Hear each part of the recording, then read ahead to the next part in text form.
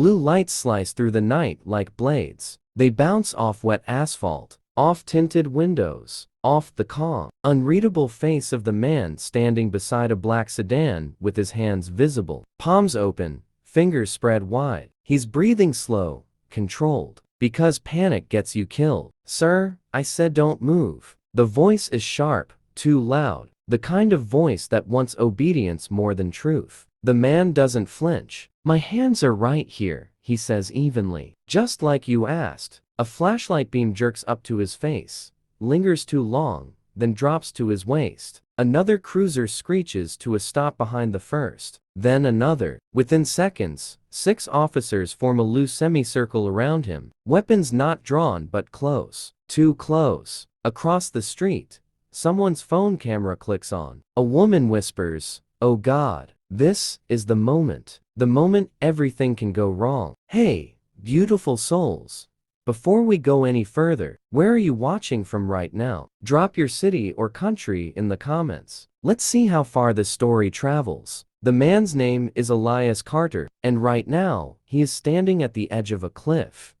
He didn't choose. Step away from the vehicle. I already did. Don't get smart. Elias swallows, keeps his eyes forward. He knows the rules, knows the posture, knows how quickly tone can turn into tragedy. Inside the car, in the back seat, a small voice trembles. Daddy? The word lands like a punch. Elias turns his head just an inch. Enough to reassure, not enough to alarm. It's okay, baby, he says softly. Stay buckled. The officer closest to him snaps. I told you not to turn your head. I was talking to my daughter. That's when the mood shifts. Because now, there's something to lose. 9-year-old Maya Carter sits frozen in the back seat. Backpack at her feet. Science fair ribbon still pinned to her hoodie. She was supposed to be asleep an hour ago. Instead, she's watching strangers with guns surround her father. Her fingers dig into the seatbelt. Sir, another officer says, older, heavier, with a badge that says Sergeant Paul Hensley. We got a call about a vehicle, matching this description, involved in a robbery 2 blocks from here. Elias exhales slowly. This car hasn't left my driveway tonight, except to pick up my daughter from my sister's house. Hensley smirks. Funny how they all say that. There it is. The assumption, the unspoken sentence hanging in the air, fits the description. Elias feels it crawling up his spine. Run his plates, one officer mutters. They're already running, another replies. System's slow. Hensley steps closer. Too close. You nervous, son? No, sir. You look nervous. I look like a man surrounded by armed officers while my child is in the car. A beat. Then laughter. Not from all of them, just enough. Across the street, a man shakes his head. Someone else whispers, "This is bad." Maya's eyes fill with tears. "No, sweetheart," Elias says, his voice steady but his chest burning. "You didn't do anything wrong." Hensley tilts his head. Step back toward the hood. Slowly. Elias hesitates, just a fraction of a second. And that's all it takes. See? Hensley says loudly. He's resisting. I'm not resisting, Elias says. I'm complying. Hands behind your back. Elias closes his eyes for half a second. This is where it always goes wrong. There's something you should know, he says carefully. I'm a federal. Save it. Hensley cuts in. Everyone's something. The cuffs come out, metal glinting under blue light. Maya screams, "Don't hurt my dad." That scream slices through the night and straight into Elias's chest. "Please," he says now, the calm cracking just enough to sound human. "My daughter is watching." Hensley pauses. For a moment, just a moment, it looks like he might reconsider. Then his jaw tightens. Maybe you should have thought about that before you matched the description. The words are poison. Elias feels heat rising behind his eyes, but he forces it down, because his father's voice echoes in his head. They want you emotional. Don't give them that. His father is gone now, buried 3 years ago, a former civil rights attorney who taught him that justice isn't loud, it's precise. And that lesson is about to matter more than ever. As the cuffs snap around one wrist,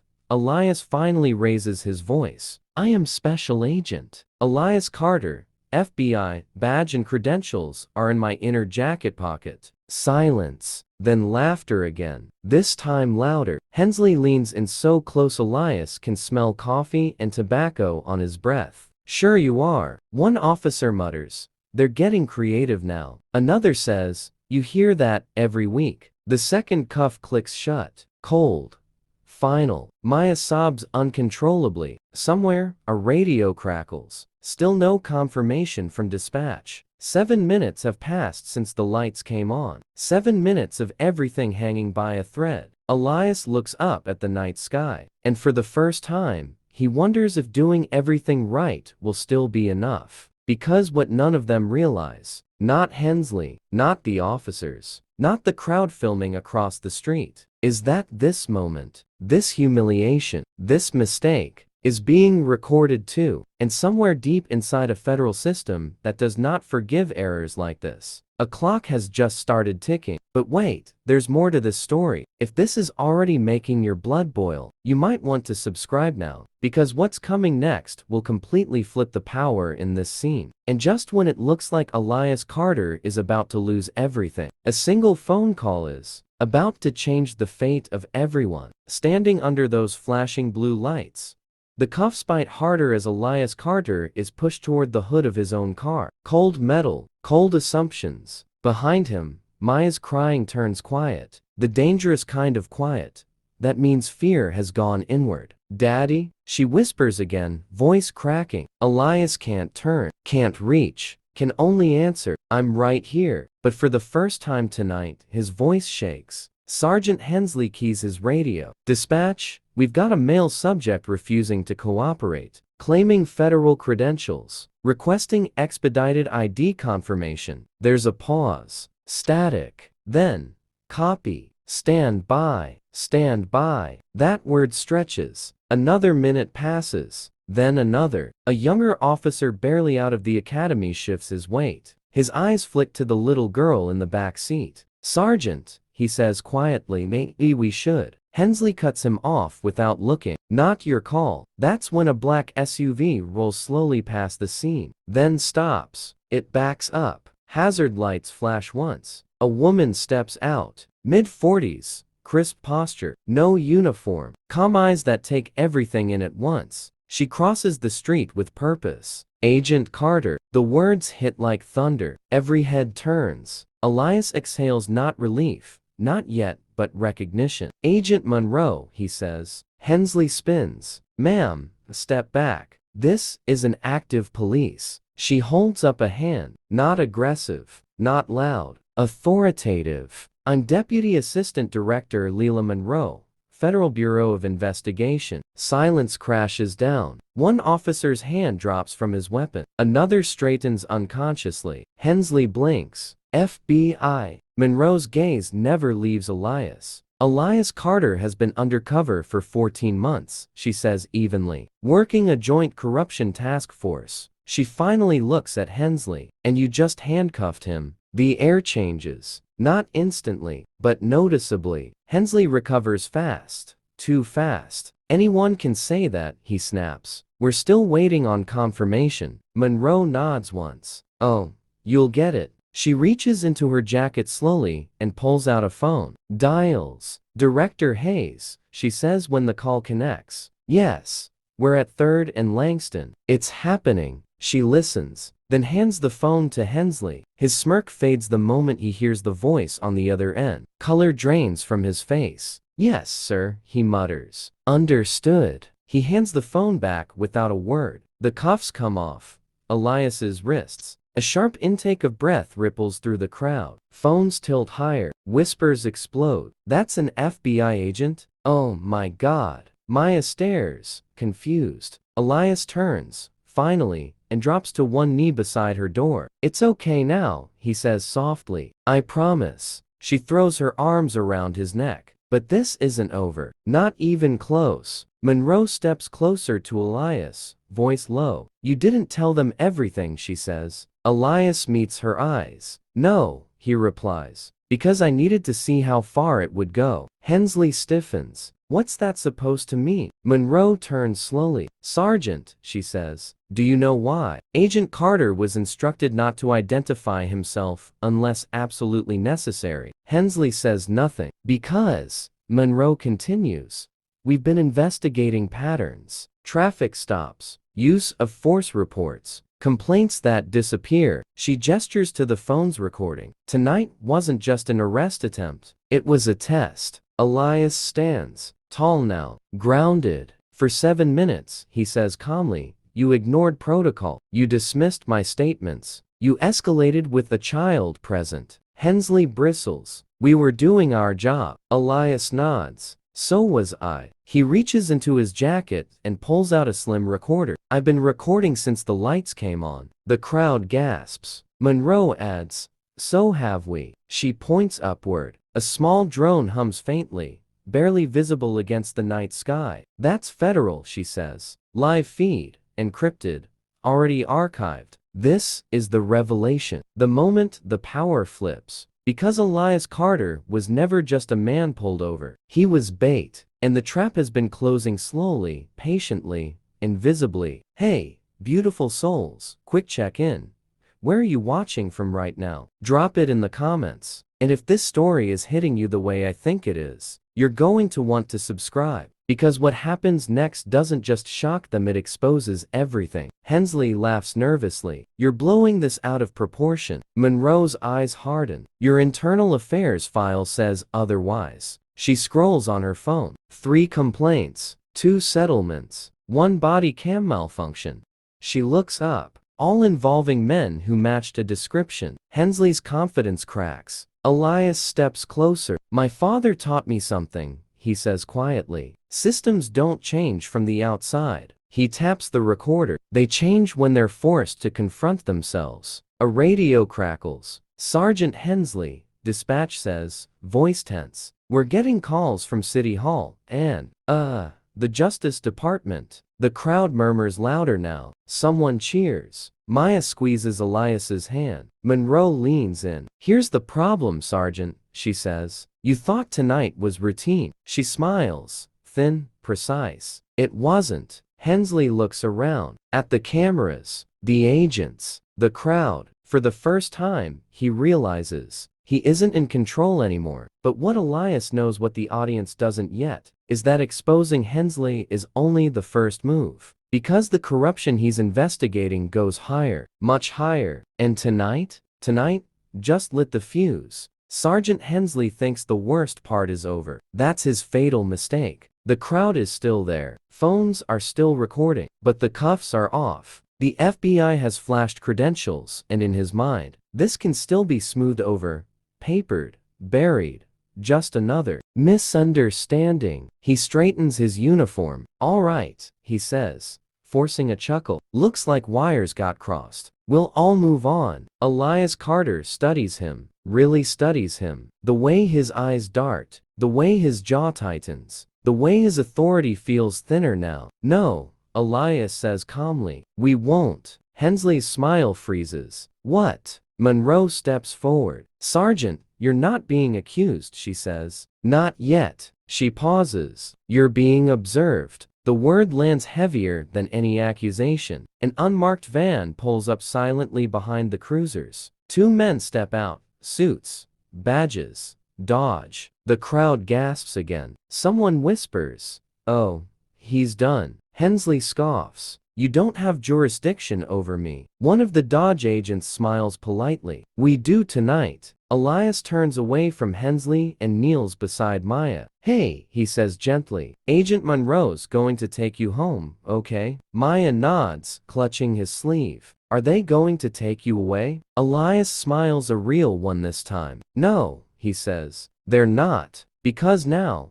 the role reversal is complete. 15 minutes later, the street is cleared, but the operation is just beginning. 2 hours later, a quiet conference room. No cameras, no crowd. Just Elias, Monroe, 2 Dodge prosecutors, and a wall-sized screen glowing with files. Monroe clicks a remote. Up comes Hensley's name, then photos, bank transfers, sealed complaints, body cam timestamps that don't match reports. This, Monroe says, is what you were building toward. Elias nods. For 14 months, he says, I embedded myself into routine. Traffic stops, ride-alongs, paperwork. One prosecutor raises an eyebrow. You volunteered to be pulled over? Yes, Elias says. Multiple times. Different precincts. Same patterns. He taps the table. Hensley wasn't the worst. He was just careless. The screen changes. Another officer. Then another. Connections appear. Lines forming a web. This isn't about one bad cop,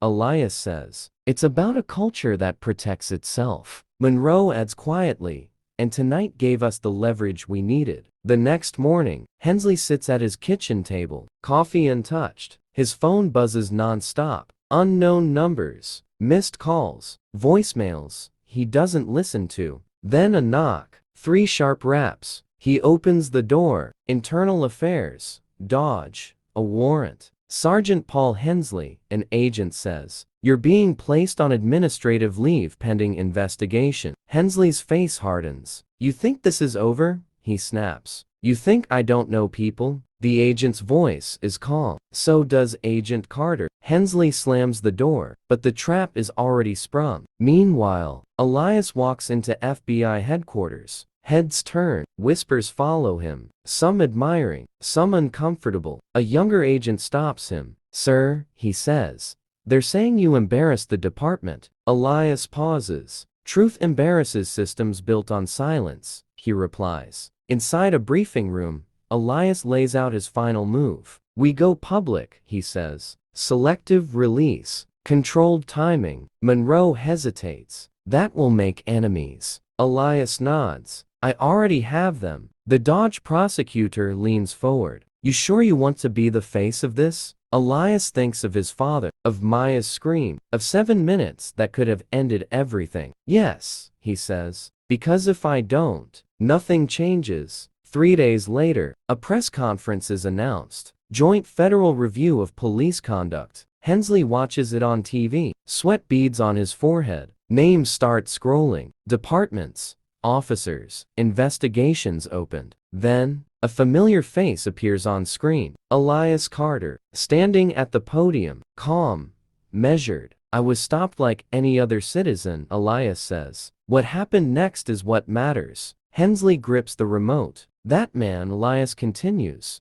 "didn't know who I was." He pauses. "And that's the point." The room erupts in questions. Hensley throws the remote across the room. His phone rings. He answers without looking. "You left me out to dry," he snarls. A voice on the other end says coldly, "You were never supposed to get caught." Hensley freezes, because now he understands. He wasn't the top of the food chain, just a disposable piece. And Elias Carter has just forced everyone into the light. But as Elias steps away from the podium, Monroe pulls him aside. "There's a problem," she says quietly. Elias's smile fades. "What kind of problem?" "The people above Hensley," she says. "They're pushing back." She lowers her voice. "And they're coming for you." The backlash comes faster than Elias expects. Not loud, not public, quiet, calculated, deadly. By morning, the headlines have shifted. Not "Federal Probe Exposes Police Misconduct," but "FBI Agent's Traffic Stop Raises Questions About Protocol." Elias stares at the screen in disbelief. They didn't deny it happened. They reframed it. Monroe storms into his office, phone pressed to her ear. "They're leaking selectively," she snaps when she hangs up. "Anonymous sources.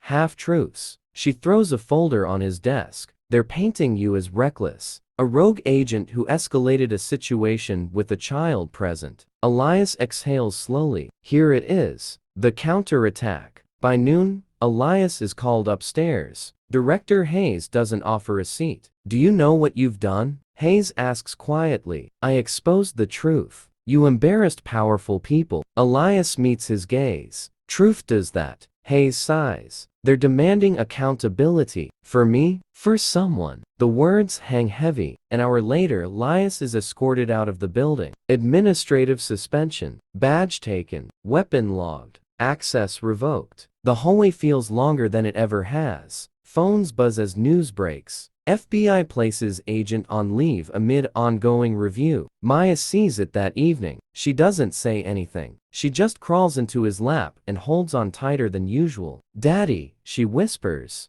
"Are they mad at you?" Elias closes his eyes. "Yes," he says softly, "but that doesn't mean I'm wrong." 3 days later, Elias's bank account is frozen. An audit. His attorney stops returning calls. A black sedan idles outside his house for hours at a time. And then the call comes. From Monroe. Her voice is different, tight. "They opened a formal inquiry into you," she says. "Unauthorized surveillance. Misuse of federal resources." Elias grips the phone. "You approved everything." "I know," she says. "But they're not coming for me." Silence stretches between them. "Leela," Elias says. "What aren't you saying?" She hesitates. Then, "They found a way to discredit the evidence." His chest tightens. "How?" "The drone footage," she says. "They're claiming chain of custody violations." Elias's mind races. "That's impossible." Monroe's voice drops. "Unless someone inside helped them." That's when it hits. The system isn't just defending itself. It's eating its own. That night, Elias sits alone in the dark. Maya sleeps on the couch beside him, clutching her science fair ribbon like a lifeline. Elias stares at his father's old briefcase, the one thing he never threw away. He opens it. Inside, yellowed legal pads, case notes, newspaper clippings,